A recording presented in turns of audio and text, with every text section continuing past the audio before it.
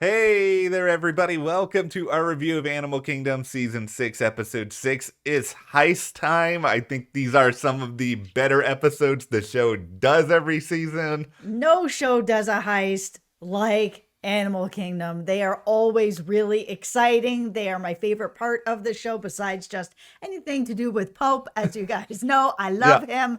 So, yeah, we're going to get into this big heist, the big jewelry heist. It finally came together.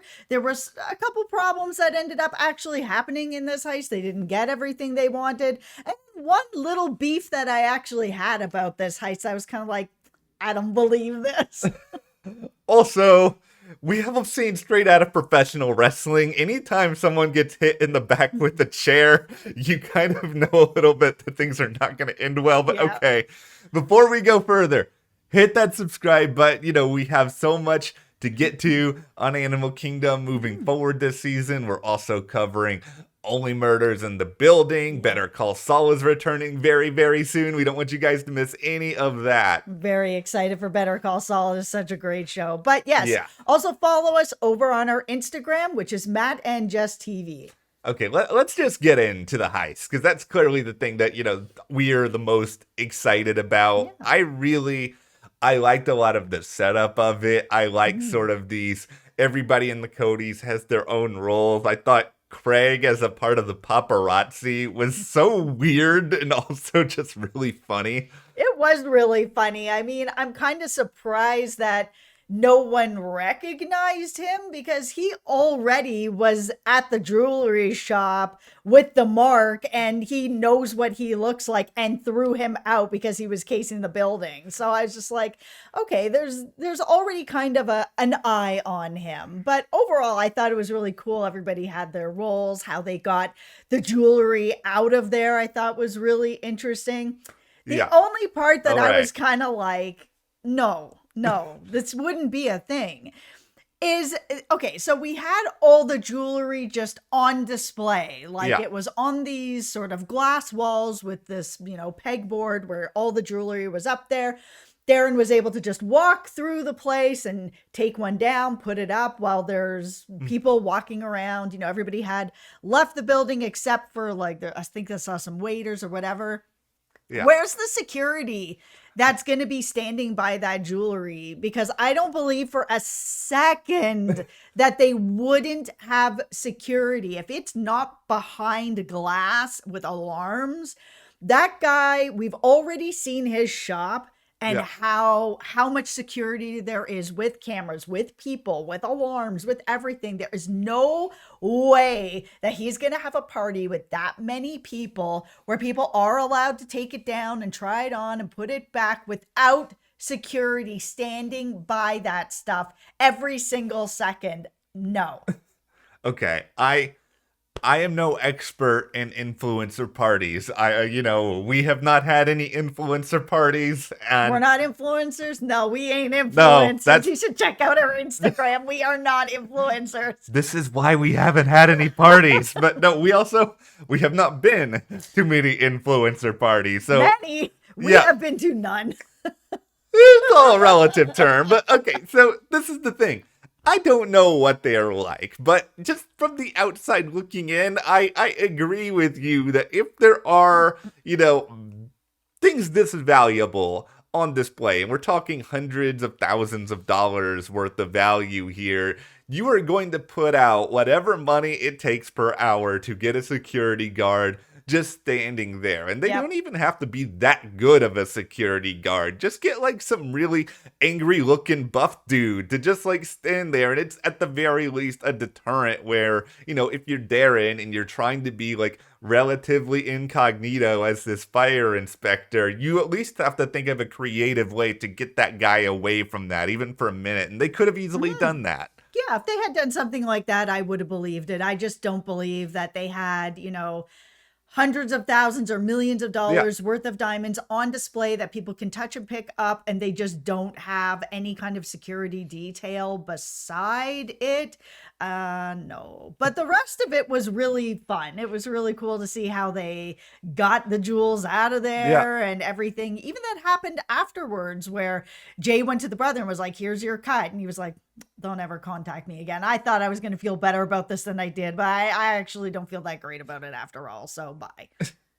I think it's another just real reminder that everybody thinks you're going to get a certain thing out of these things. And, money can't buy happiness. Jewels can't buy happiness. This guy clearly wanted a certain element of vengeance or, hey, I got what I needed. But it's just sort of like, okay, I didn't even actively be there at the scene. And even I still feel a little bit dirty on the other side of this. One of the things that I really liked about this is everything with Jay and Pope. And I mean, Yeah. we saw a little bit of this last season, especially near the end, where these two were finding a good respect for each other, a good footing with each other. They were actually becoming a little bit closer, a little bit deeper. And we saw some of that here as well, where Pope was gonna hey, if you stop seeing that girl, I need you to stop seeing that girl. Like that husband's gonna end up becoming a problem. And Jay was honest with him, was like, no, I haven't stopped seeing that girl. And then Pope has his moment too, where he's kind of like, there's this girl that I've been thinking about contacting, do you think I should? And Jay's like, I don't know, maybe, yeah. You know what? I think you should. I was just like, it's nice to see these moments between these two because none of them they're close, but they don't really share a lot. So to see just some kind of element of that here was nice. I really liked it. Jay's at his best, I think, when he's with someone who actually kind of makes him talk on an emotional level and just doesn't let him continue to do his typical Jay stuff. And I think he and Pope, they work really, really well together. And I think Pope is 100% right here that, legal assistant Penny and her husband are eventually going to be a pretty big problem, whether it's that she learned something that she shouldn't know, the husband learned something that he shouldn't know. Pope is right to call all of this out. At least Pope, with him sort of going back into his past after that reunion at the hospital, it's okay, he's already got a little bit of a history there. He's also just been around this business a little bit longer that I think he knows how to avoid at least certain situations, but not all of them. No, Pope needs to take his own advice. He shouldn't have called Amy. Amy's connected to that huge heist that was back in season 2. Regardless, it's not a good idea. Pope is not a good idea. However, he called her and left a message. So we'll see if Amy actually ends up calling back or not. I feel like she's got to at least call him back. You guys have set this up. We could see a little bit of this. I'm sure. Yellowstone wasn't filming at the time that Animal Kingdom was. Maybe Jim Landon was open for a few more appearances. Yeah. I would like to see something more developed there. Of course, the big, sad, tragic reality in all of this for Pope is while he's busy getting romantic advice from Jay, there you've got Detective Thompson scoping out the Cody compound and really setting in motion some big serious problems. Yeah, that kid Taylor really did Pope dirty. Yeah. And took pictures of everything, the key codes, everything to get in there, the cameras, the house.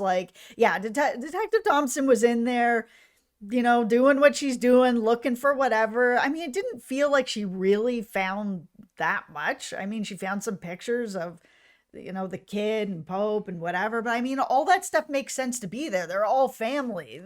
My biggest kind of question is, did her turning off all the power actually deactivate all the cameras footage that was already recorded? Because there's a camera at the gate as well. So it would have at least recorded her coming up to the gate, going through the gate, and then would shut off. I didn't see her actually erasing everything that was recorded beforehand. I think there's got to be something. I think it's either, she didn't erase everything beforehand, or that there's some sort of backup system in place, just because the Codys recognize how valuable their sort of home base of operation is. And I'm sure at some point one of them has thought, what if somebody gets in here and what if somebody tries to access the footage? I feel like they've got to have a backup plan that Detective Thompson is not aware of. And this will be sort of the thing that finally triggers, we're almost at the halfway point of this season now. And we got to have something where they start to realize that they're a little bit in trouble. I mean, it's possible, I guess, that Taylor over time will feel really guilty and come clean to Pope about it. Like, I'm disappointed in you, Taylor, because I thought that, Pope's goodness and his kindness towards you was going to keep you from doing any of this. I mean, maybe it will still haunt him later, but it hasn't yet. No, I think they are setting up that things are going to start going wrong. They even did that at the heist. There was the big piece of jewelry that they really wanted more than all of it, that was worth the most. Darren couldn't get his hands on, and there was, the big fight about that. But Darren's kind of like, we always have been. If you can't get it and you're going to get caught with it, just leave it. Just leave it. There's always, to fight another day or thieve another day. But we saw that things did not go exactly as planned, and they did end up kind of having to leave some stuff behind. So I do think that that is some foreshadowing for what is coming up. But I mean, they also have, Detective Thompson on the case. I legit thought that it was going to be the cereal that was going to give it away for Pope, because all his cereals are all put together properly, and she put it backwards for whatever. She just took it out and turned it around and put it back. I was kind of like, what are you doing? But it was the microwave where he was kind of like, did we have a power outage? What's going on here? I'm just glad he got something. Like, I'm glad that we have something in motion that he'll know something's awry. I gotta check the footage. I gotta figure all of this out. All right, the big beef that I have with this episode, and this is really the first time all season I felt this way, is just, I didn't need the flashbacks in this episode. Like, they really didn't do that much for me, because the whole notion that, all right, Baz is not always showing up for Smurf, he's getting closer to Julia. It's like, all this stuff, I feel like, has either been kind of planted already, or I didn't need more story on it. I think it's because this is a heist episode, and these are those really big ones. I felt like this was just a distraction, and just kind of like the producers being like, okay, we need to get this much content in the episode. Here is young Smurf. Yeah, I mean, we all kind of know, obviously, that Baz and Julia were going to end up hooking up and end up down the road, or maybe this time having Jay and everything that was going to end up coming with that. But I mean, it was fine. I think the problem is we were going to need to see it at some point. It's just when. Yeah, and I think it's just, to me, it's just like, in an episode like this, in an episode that's all about the heist, I just want the time spent on the heist, because it's not like Animal Kingdom gives us this all that often. Like, maybe we get 2 or 3 episodes like this a season, and now we're going to all just be sort of like sitting on our hands and waiting for the next one. And then that next one may have like 10 minutes devoted to young Smurf too. And it's like, I don't need it then either. Yeah, I'm very curious what they have planned as this next heist, because it has to be bigger than this heist. And this heist was pretty big. I mean, they were stealing jewelry out in the open at a party. So how can they top something like this? And, was this missing this one piece of jewelry sort of foreshadowing what is to come? Is this last big heist going to be the thing where people end up dead or in jail, or what is going to happen? It's the final season, guys. Yeah. I think it's going to be something that either you kill somebody off, or they all just decide, all right, we're going for the biggest score possible. This is going to be it. We're going to go our separate ways, because clearly we cannot really handle doing this together all that much if you've got, Darren and Craig just completely coming to blows at the end of this one. It's like, okay, this relationship is not functional. Yeah, and Jay even had that conversation with Pope about maybe going legit, that they can't keep doing this forever, where Pope was kind of like, do you think this is possible for us? Like, you can see that Pope is ready to move on from this and just have his own money and skateboard and maybe be with Amy and just have kind of a regular life. And we've seen that Craig is also looking for that, where he just wants to run his gym and hang out with his friend Vince and see his kid. Like, everyone is kind of moving away from this.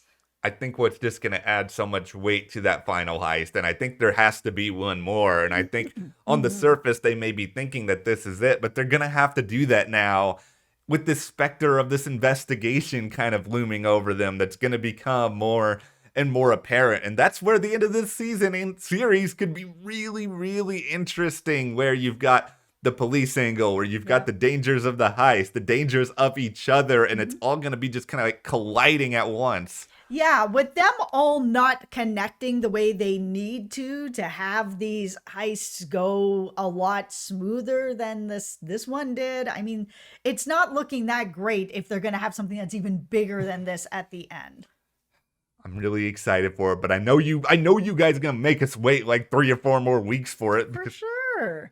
it's what they do. But No, we have to have the setup. all right. Well, we'll have this setup. We look forward to discussing said setup down the road. But go ahead, hit that subscribe button so you guys don't miss any of our other Animal Kingdom coverage. Follow us on Instagram at Matt and Jess TV, and we will see you here next time.